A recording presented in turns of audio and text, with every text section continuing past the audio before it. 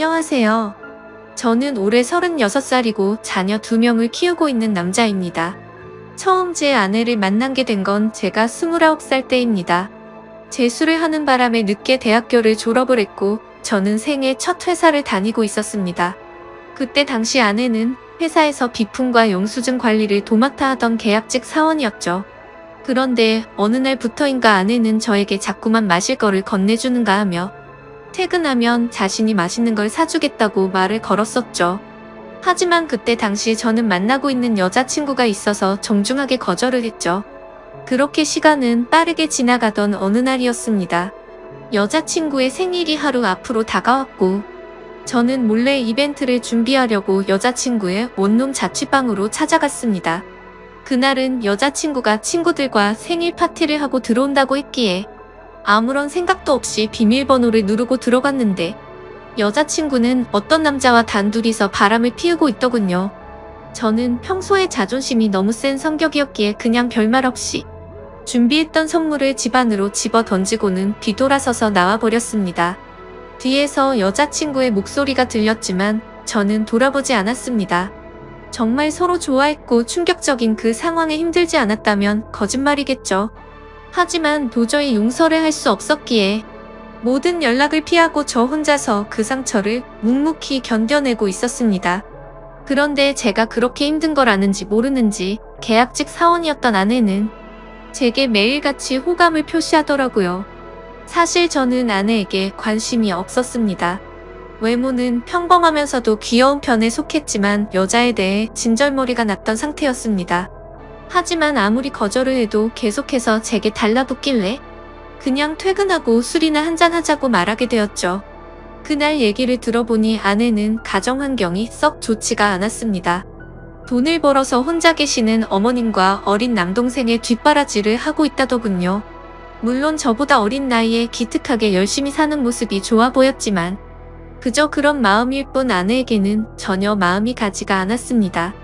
그렇게 퇴근 후 술을 마시는 게 몇 번이 반복되다 보니 점점 외로워져서 정신을 놓은 건지 아내와 함께 시간을 보내게 되었습니다.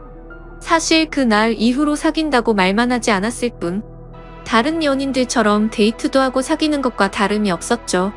그렇게 몇 개월을 지내다 보니 새벽녘에 전 여자친구에게서 연락이 오더군요. 사실 시간도 많이 지나게 되어서인지 별로 대수롭지 않게 생각을 하게 되었고 결국에는 헤어졌던 여자친구와 다시 만남을 가지기로 했었습니다. 그로 인해 퇴근 후 데이트를 하던 아내에게는 이제 서로 신경 쓰지 말고 남남처럼 그냥 지내자라고 말을 해버렸습니다. 하지만 다시 만났던 여자친구와는 며칠도 채가지 못해서 다시 끝이 나고 말았죠. 처음에는 대수롭지 않게 생각했지만 만나면 만날수록 그때 있었던 일이 자꾸만 떠오르더군요. 더 오래 만나다가는 제게 의처증이 생겨나 버릴 것 같고 상상만 해도 견딜 수가 없어서 또 다시 헤어짐을 선택하게 됐습니다. 그러던 중 저녁 늦게 지금의 아내에게서 갑자기 연락이 왔습니다. 한참을 아무 말 없이 망설이더니 임신했다고 말하더라고요. 사실 그때 그 이야기를 들었을 때는 많은 생각이 들었죠. 정말 임신을 한 게 맞는 건가? 나를 붙잡으려고 지어낸 이야기가 아닐까라고 생각도 했고 별의별 생각이 다 들었습니다.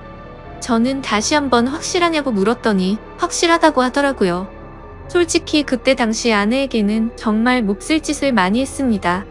물론 어린 나이는 아니었지만 갑작스러운 상황에 어떻게 이걸 해결해야 할지 몰라 저는 무작정 아내를 무시하기 시작했습니다. 정말 지금 생각해봐도 제가 너무 무책임하기 짝이 없었습니다. 매일같이 울고 불며 이야기를 했지만 저는 끝끝내 아무 말도 하지 않고 모르쇠로 일관했었으니까요. 그리고 눈물만 뚝뚝 흘리는 어린 아내에게 따뜻한 말 한마디도 한 적이 없었습니다. 그렇게 시간은 지나갔고 아내는 마침 계약직 날짜가 종료되어서 회사에 더 이상 나오지 않게 되었습니다. 솔직히 그때는 저도 모르게 안도감이 먼저 들더군요. 이제는 가시방석에 앉아있을 필요도 없겠구나 하면서 말이죠. 정말 지금 생각해도 저는 천하의 나쁜 놈이었습니다. 아무튼 그날이 있고 나서는 멘탈이 제대로 잡혀지지가 않았죠. 그러다 어느 날 친형과 술을 먹게 되었습니다. 이런저런 이야기를 나누다 결국 지금까지 있었던 모든 이야기를 털어놓게 되었습니다. 당연히 친형은 제게 욕부터 하더라고요. 결국에는 부모님 귀에까지 들어가게 되었습니다. 집에서는 난리가 났었죠. 아버지께서는 남의 자식 망쳐놓고 뭐 좋은 일 있다고 매일같이 술이나 마시고 다니냐고 엄청 화가 나셨습니다. 어머니와 친형까지 저의 행동에 엄청나게 비난을 했었고, 부모님께서는 집에 한번 데리고 오라고 하셨고 저는 또 모르쇠로 일관했습니다. 하지만 어느 날 형은 제 휴대폰 연락처를 뒤지게 되었고, 아내의 연락처를 알아내어서 저를 제외한 가족들이 아내를 만나게 되었습니다. 그러고는 며칠 뒤에 저는 모르게 아내를 집으로 부르셨습니다. 저는 당연히 아무 생각 없이 친구들과 술을 마시고 늦게 집으로 들어갔는데, 제 아내가 집에 와 있어서 정말 얼마나 깜짝 놀랐는지 모릅니다. 일단 어쩔 수 없이 저는 아내와 나란히 부모님 앞에 앉게 되었고, 부모님께서는 앞으로 어떻게 할 거냐고 화를 내셨습니다. 저는 그냥 술김에 짜증도 나고 이 상황을 빨리 벗어나고 싶은 마음이 컸습니다. 그래서 홧김에 저는 그냥 결혼할 테니까 더 이상 좀 그만하라고, 앞으로 이 문제로 왈가불가 하지 말아 달라고 말했습니다. 솔직히 홧김에 그런 말을 하긴 했지만, 당연히 그때 당시 저는 이 말을 한다고 해서 정말 결혼할 생각은 없었습니다. 부모님 역시 그러라고 말씀하실 일은 절대 없다는 확신에 차서 한 말이었죠. 하지만 예상외로 아버지께서는 그때 그 자리에서 또박또박 말씀하시더군요. 그러면 지금 처자분 부모님이랑 조만간 만나서 이야기를 하고 싶으니 부모님이 시간 되실 때 자리를 한번 마련해보자고 하시더군요. 이때 당시도 설마라는 생각을 가지고 있었고, 술에 취해서 그냥 대충 상황을 정리하고 얼른 일어나서 제 방으로 들어가 버렸습니다. 그렇게 아내는 집으로 돌아갔고, 저는 술이 점점 더 올라오더니 제게 말도 없이 집에 찾아온 게 너무 화가 나더라고요. 그래서 새벽 늦은 시간에 전화를 걸었습니다. 차마 입에 담을 수 없는 욕이란 욕을 다 하면서 막말을 엄청 쏟아냈습니다. 아내는 저희 부모님이 비밀로 하라고 해서 미리 말 못했다며 그저 미안하다고 울기만 하더라고요. 아무튼 그날 이후로는 부모님과도 말을 하지 않았습니다. 그러자 부모님께서도 저를 없는 사람 취급하시더군요. 그러다가 며칠이 지나서 친형이 제게 얘기 좀 하자고 부르더군요. 무슨 일인가 싶어서 형과 이야기를 하는데, 오늘 부모님께서 아내분 어머님을 만나 뵙고 왔다는 이야기를 제게 해주더라고요. 오늘 가보니 그쪽 상황이 많이 힘든 걸 알게 되었답니다. 얘기를 해보니 아내가 벌던 돈들은 전부 처가댁에 장모님과 처남의 생활비로 다 들어갔었고, 지금까지 아내가 모아놓은 돈도 없다고 말하더군요. 그쪽이 형편이 좋지 않아서 당장 혼수조차 부담하기가 힘든 상황이라며 제게 어떻게 하려고 이런 일을 벌인 거냐고 묻더라고요. 저는 그 말을 듣고 속으로 만세를 불렀습니다. 이제 부모님께서도 이 결혼을 포기하시겠구나라는 생각이 들었던 거죠. 그리고 그때 당시에 저도 취직을 한 지 얼마 되지 않았었기에 모아둔 돈이라고는 고작 1,000만 원 가량 밖에 없었거든요. 하지만 보수적인 성격이었던 저희 부모님은 고집을 꺾지 않으셨습니다. 결혼식이야 가족끼리 조촐하게 치르면 되는 거고, 집 문제야 뭔가해서 같이 살면 다 해결되는 문제니 뭐가 문제냐며 제 기대를 꺾어버리셨습니다. 결국 순식간에 결혼 날짜를 잡게 되었고 일정대로 척척 진행이 되더군요. 저는 그때부터 너무 당황했고 속이 타들어갔습니다. 그렇게 좋아하지도 않았던 여자랑 결혼을 해서 평생을 함께할 생각에 암담하더군요. 그리고 부모님의 고집만 내세우니까 점점 화가 나서 크게 대들기도 했습니다. 제 앞으로의 인생이 달린 문제인데 왜 이렇게 무책임하게 진행하냐고 화를 냈죠. 그러자 부모님은 네가 저지른 문제는 성인이 된 네가 책임지는 게 맞는 거고, 네가 결혼한다고 하지 않았냐고 되묻자 저는 할 말이 없어졌습니다.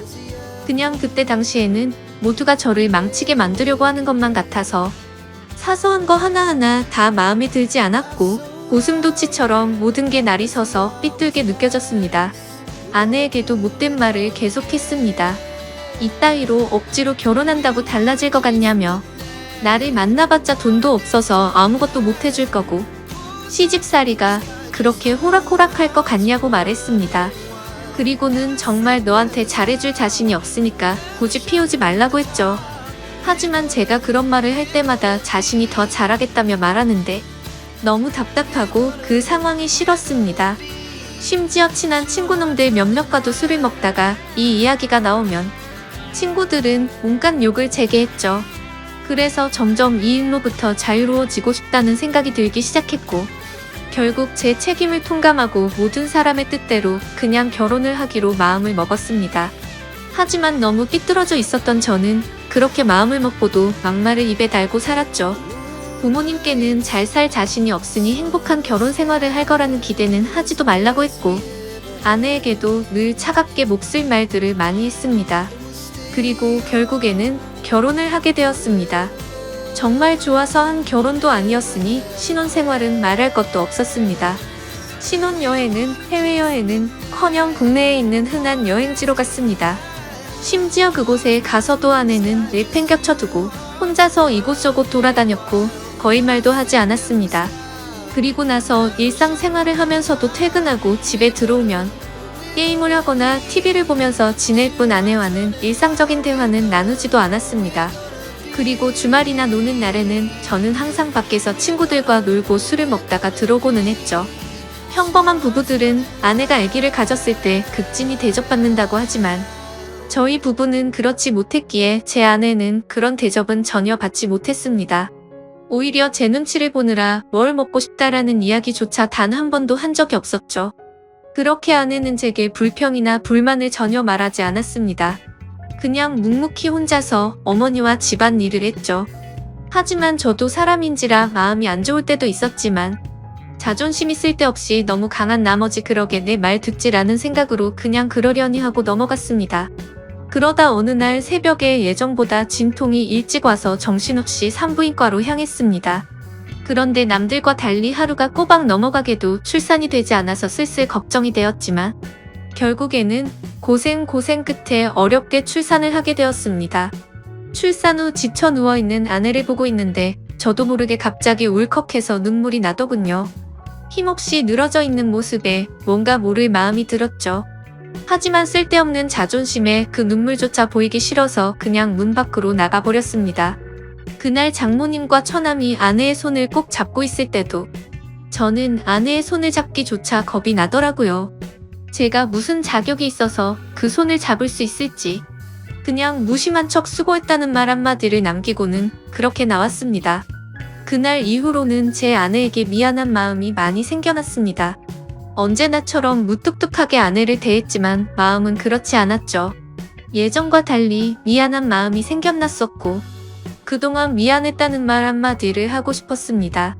그렇지만 왠지 모를 쓸데없는 생각에 아무런 말도 하지 못했던 거죠. 그러다 어느 날 제 어머니께서 간이 좋지 않으셔서 계속 정기검진을 받고 계셨는데 결국에는 이게 점점 상황이 악화되었습니다. 병원에 입원하셨을 때 친형과 어머니 그리고 아내가 번갈아 가면서 병실을 지켰습니다. 전 휴일에만 병실을 지켰고요. 자녀를 낳아서 키우고 계신 분들은 아마 아실 겁니다. 새벽이고 낮이고 아이가 잠도 안 들고 울고 할 때마다 아내는 잠이 들지 못했습니다. 그렇다고 제가 애를 봐주고 하지도 않았으니까요. 그렇게 잠도 제대로 못 자고 병실에서 간호를 했으니 그 피곤함은 말로 표현할 수가 없을 거란 거 잘 알고 있었습니다. 그런데 그때조차도 따뜻한 말 한마디 하지 않았습니다. 병실에 있던 다른 분들조차 며느리가 진짜 효녀라며 저한테 장가 잘 갔다는 칭찬을 할 때도 아무런 말도 하지 못했습니다. 입이 두 개라도 할 말이 없는 건 당연했던 거죠. 다행히 수술은 잘 되었고 어머니께서 퇴원하시기 전까지 아내는 그렇게 육아와 병간호를 했습니다. 어머니가 몸이 괜찮아지시고 집에 오셨을 때 부모님께서 물려받은 땅을 팔았다며 1억 5천만 원을 주셨습니다. 근처 전세라도 얻어서 이제 분가라고 하시더라고요. 아내는 한사코 괜찮다고 말하는데 저는 그러자고 했습니다. 사실 이때 그러자고 말을 한 건 아내에게 미안한 마음이 너무 커서였습니다. 아무래도 시부모님이랑 같이 사는 것보다는 그래도 무뚝뚝한 남편일지라도 아들과 셋이서 사는 게 나을 거라고 생각했죠. 부모님은 당연히 그렇게 하라고 하셨고 아파트로 전세를 하나 구해서 분가를 했습니다. 거의 말도 안 하고 했지만 간간히 아이도 같이 봐주고 이사하고 처음으로 레스토랑을 갔는데 맛있다고 웃으며 말하는 아내를 보면서 이때부터 정말 마음이 울컥해서 눈물이 날 뻔했죠. 그래서 그날 이후로 저는 변하겠다고 다짐을 했습니다. 연애도 저와 제대로 해보지도 못하고 아이를 가졌을 때도 대접 한번 제대로 해주지 못했던 생각이 났습니다. 그리고 시집살이와 시부모 병간호까지 해왔는데 이제 와서 돌이켜 생각해보니 그 흔한 레스토랑 한 번을 같이 와보지를 못했더라고요. 미안하고 너무 미안했습니다. 비록 무뚝뚝하게 말하고는 했지만 이때부터는 그래도 나름대로 다정하게 대했습니다. 그러다가 장모님께서도 평생 겪고 계신 질환으로 많이 아프시기도 했고 처남도 중학생이라서 아내는 간간히 처가에 들려서 집안일을 돕고 집에 들어오고는 했습니다. 나중에 알게 된 사실이지만 장모님께서는 류마티스 관절염을 손가락 마디마디에 걸리셨습니다.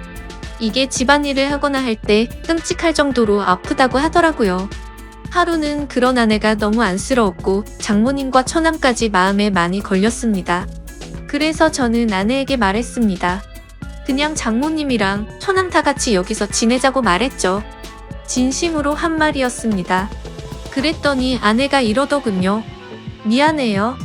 앞으로는 자주 안 갈게요. 미안해요. 저렇게 말을 하더라고요. 아내의 저 말뜻이 어떤 걸 의미하는지 다들 아실 거예요. 아내는 제가 처갓집에 자주 가는 걸 못마땅하게 생각해서 비꼬는 마음으로 저렇게 말을 한 걸로 오해를 한 거였습니다.